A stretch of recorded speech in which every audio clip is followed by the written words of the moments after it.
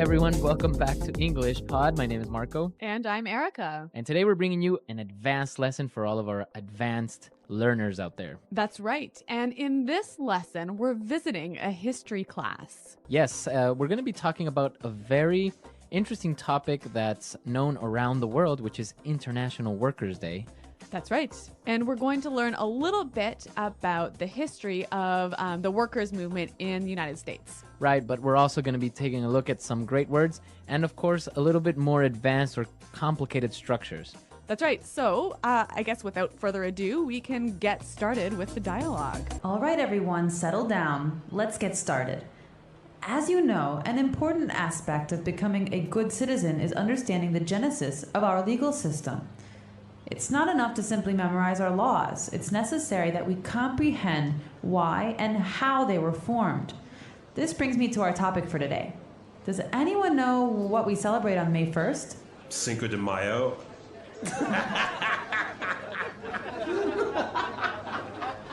No, that's May 5th in Spanish, James. No wonder you're failing my Spanish class. No, May 1st is International Workers' Day. Do we get a day off from school then? No, it is not considered to be a national holiday here in the U.S., but in other countries it is. Oh, man. In the 19th century, working conditions were appalling, with workers being forced to work 10, 12, and 14 hours a day. Support for the 8-hour workday movement was growing rapidly, despite the indifference and hostility of many union leaders. And by April 1886, 250,000 workers were involved in the May Day movement. Previous legislative attempts to improve working conditions had failed, so labor organizers took drastic measures. They passed a resolution stating that 8 hours would constitute a legal day's work. And on May 1st, 1886, the resolution took effect. Cool. Is that why we only work 8 hours now? Yes, but the happy ending came at a high price. On May 3rd, 1886, police fired into a crowd of strikers at the McCormick Reaper Works factory, killing 4 and wounding many. A mass meeting was called for the next day to protest the brutality. And then what happened? Well, as we say, the rest is history. All right, so we were in a history class and we learned something new, something interesting, right? Yeah, International Workers' Day. It says it's not celebrated in the U.S., but in many other countries it is. Right, on May 1st, a lot of people have a day off, so that's always good. Yes. All right, so why don't we take a look at some of the words that we saw in this dialogue, which were maybe a little bit different or difficult in language takeaway. Language takeaway. All right, we're just going to look at 5 words here. And the first one, we talked about the genesis of the movement. Right, Genesis. Genesis. Okay, so many of you may know that Genesis is a book in the Bible, right? That's right. And that's where this word comes from. It's the first book in the Bible.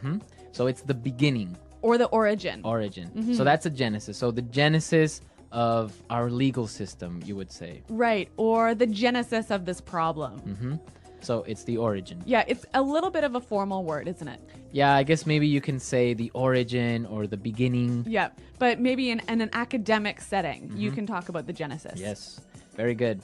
All right, what do we have next? Well, one of the reasons why the workers' movement got started was because of the appalling working conditions. Appalling. Appalling. If something is appalling, It's shockingly bad. very, very bad. Yeah. So now if something is appalling, like the working conditions were appalling, That's right. you would feel appalled. Exactly. I'm appalled at your behavior. Okay, so it's almost like you are disgusted. Yeah, that's right. Yeah. Very, very strong word. Yeah, very strong. Okay.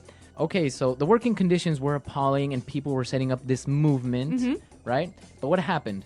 They met some hostility. Hostility. Hostility. Hostility from the police, right? That's right. So what is hostility?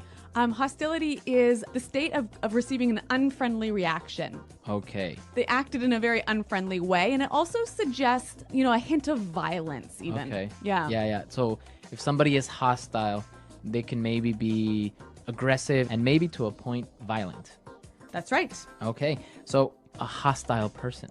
Yeah, or a hostile environment, a dangerous environment. Okay, hostility, hostile. Very good. Yep. Now, because of these appalling working conditions, the labor movement decided to take drastic measures. Drastic measures. Yeah, drastic measures. This is a really wonderful phrase, and I think it would help us to listen to a few examples of this phrase in use.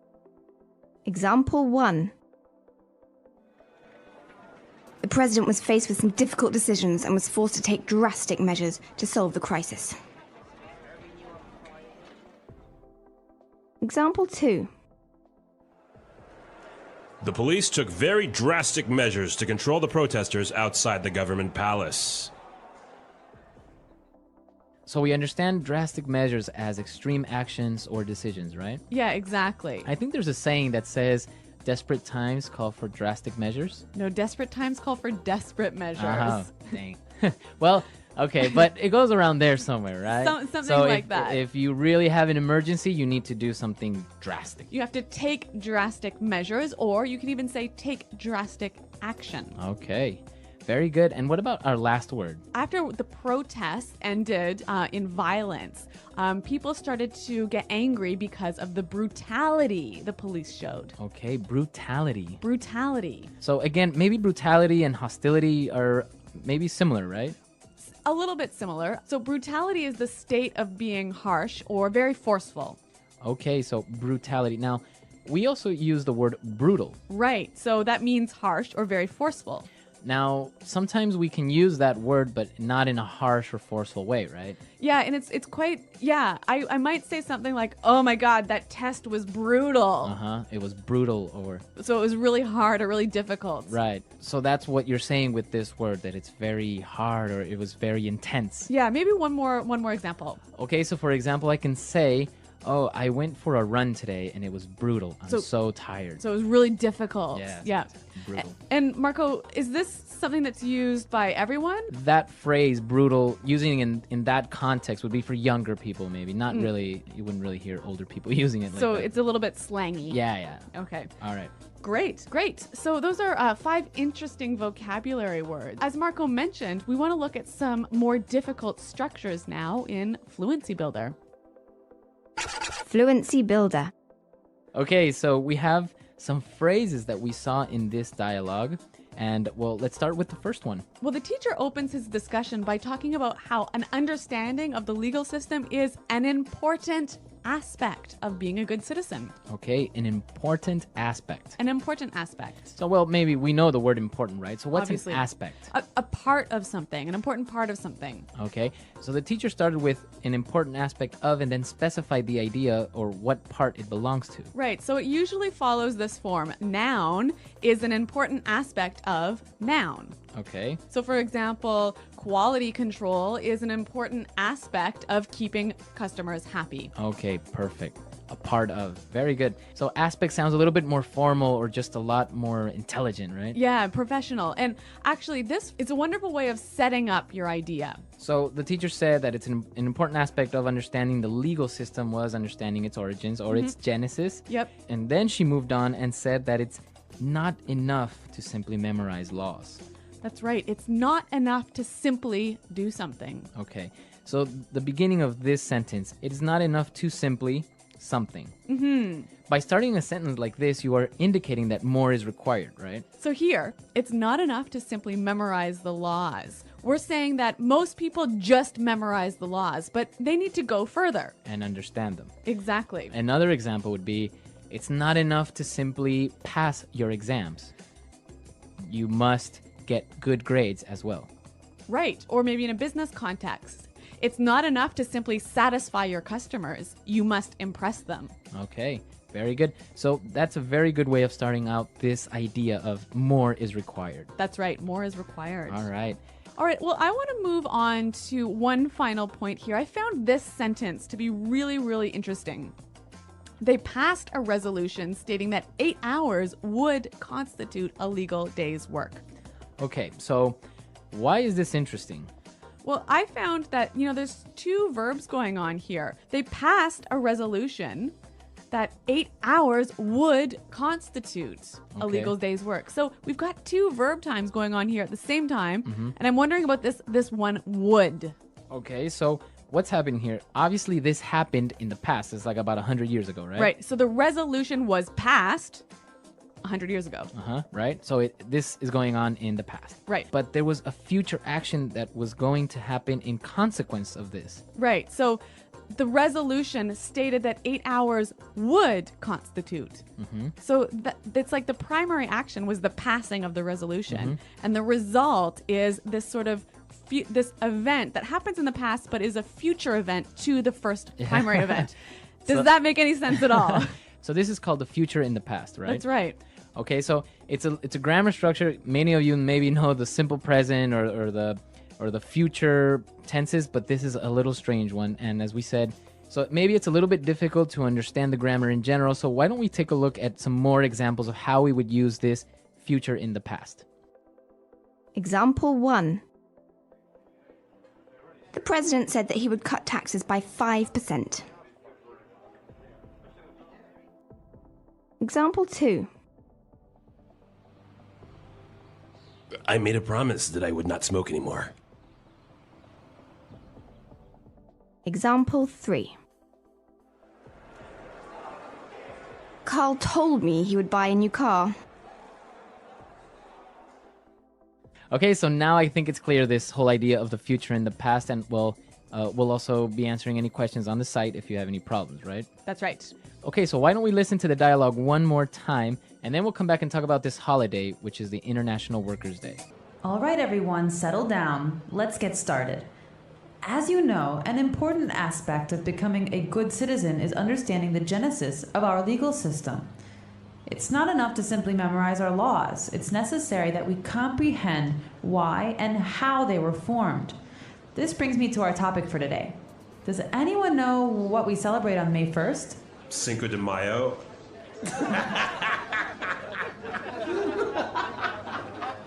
No, that's May 5th in Spanish, James. No wonder you're failing my Spanish class. No, May 1st is International Workers' Day. Do we get a day off from school then? No, it is not considered to be a national holiday here in the U.S., but in other countries it is. Oh, man. In the 19th century, working conditions were appalling, with workers being forced to work 10, 12, and 14 hours a day. Support for the 8-hour workday movement was growing rapidly, despite the indifference and hostility of many union leaders. And by April 1886, 250,000 workers were involved in the May Day movement. Previous legislative attempts to improve working conditions had failed, so labor organizers took drastic measures. They passed a resolution stating that 8 hours would constitute a legal day's work. And on May 1st, 1886, the resolution took effect. Cool. Is that why we only work 8 hours now? Yes, but the happy ending came at a high price. On May 3rd, 1886, police fired into a crowd of strikers at the McCormick Reaper Works factory, killing 4 and wounding many. A mass meeting was called for the next day to protest the brutality. And then what happened? Well, as we say, the rest is history.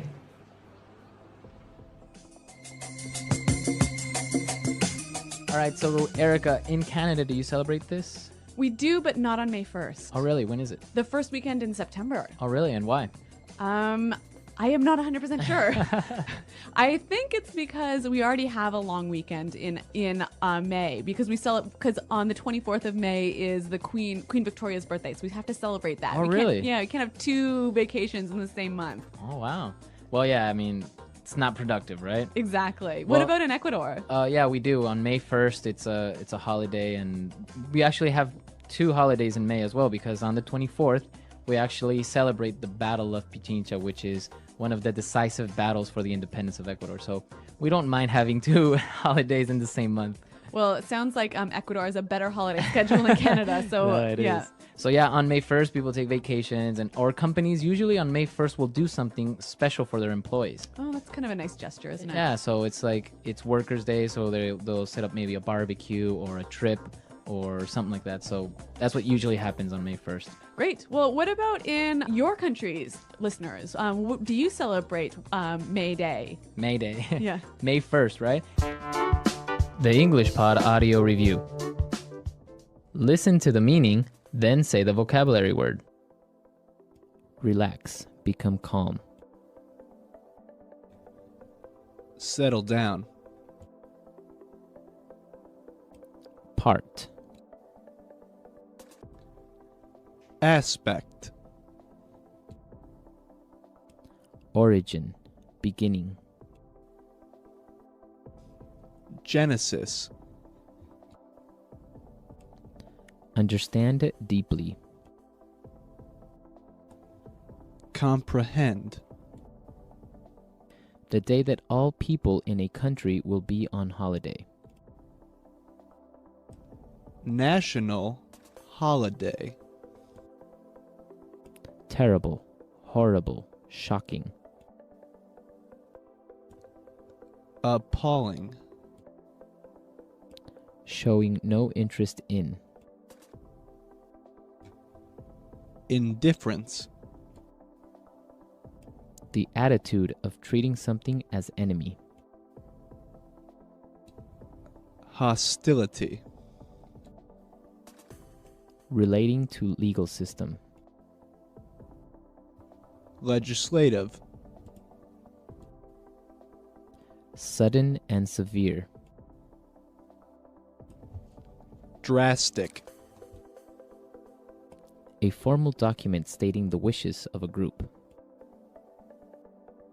Resolution. Form. Consist. Constitute. Violent treatment or behavior.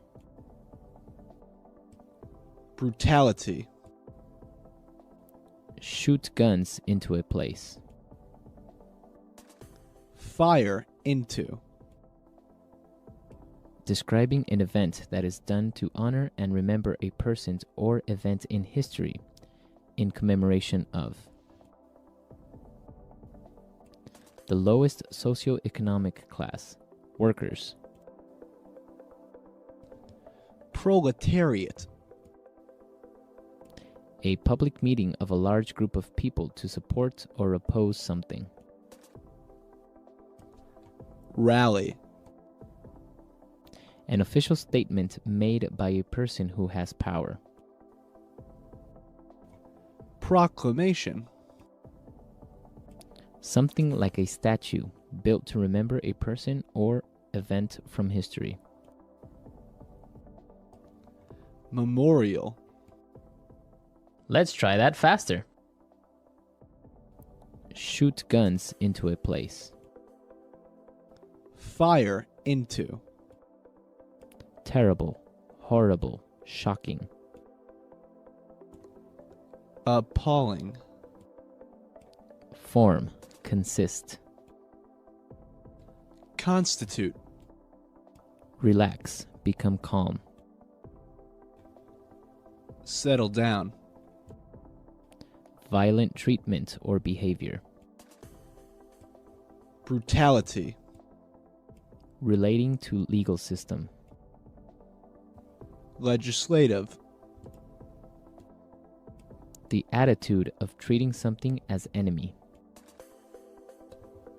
Hostility. The lowest socioeconomic class, workers. Proletariat. Describing an event that is done to honor and remember a person or event in history in commemoration of. Sudden and severe. Drastic. Part. Aspect. Origin. Beginning. Genesis.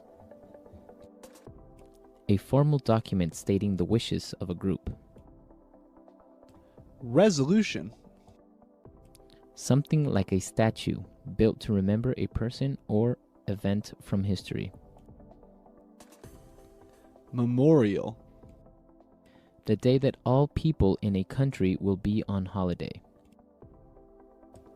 National holiday. An official statement made by a person who has power.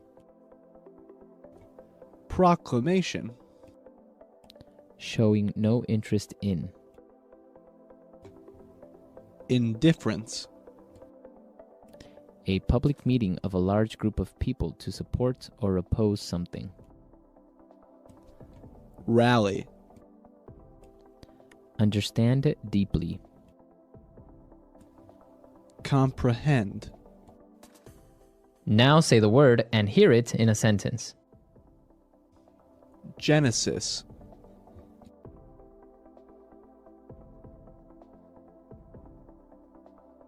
How did you get started on this project? What was its genesis? Genesis.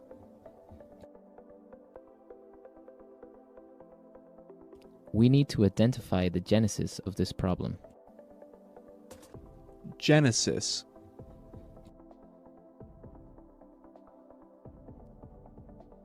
I'm studying the genesis of the feminist movement.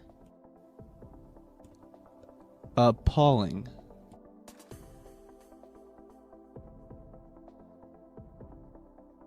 The way those poor children have been treated is just appalling. Appalling.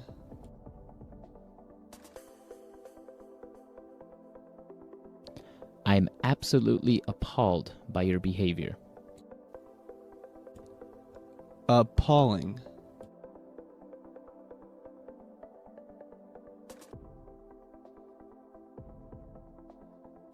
The service in that restaurant was appalling. It took 45 minutes for them to bring us our wine.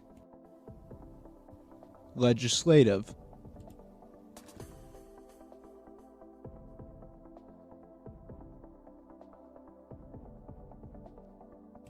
We can't just rely on self-enforced policy. We must find a legislative solution. Legislative.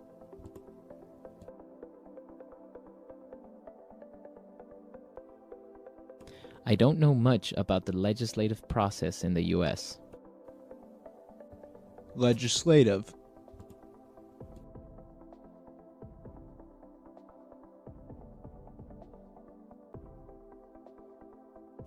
The president can't decide the laws. That's the responsibility of the legislative branch of government. Resolution.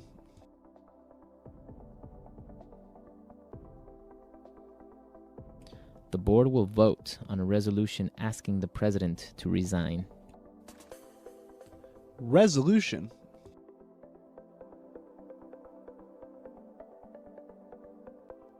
The UN Security Council passed a resolution regarding the Middle East. Resolution.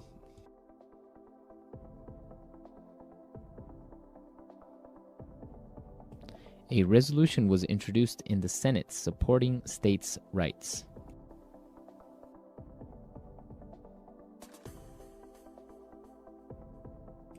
We've got to take drastic measures. I think we should cut off his leg.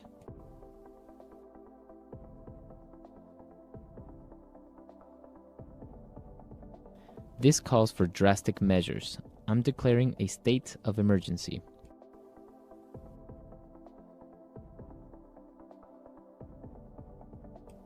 We've got to take drastic measures to cut our costs.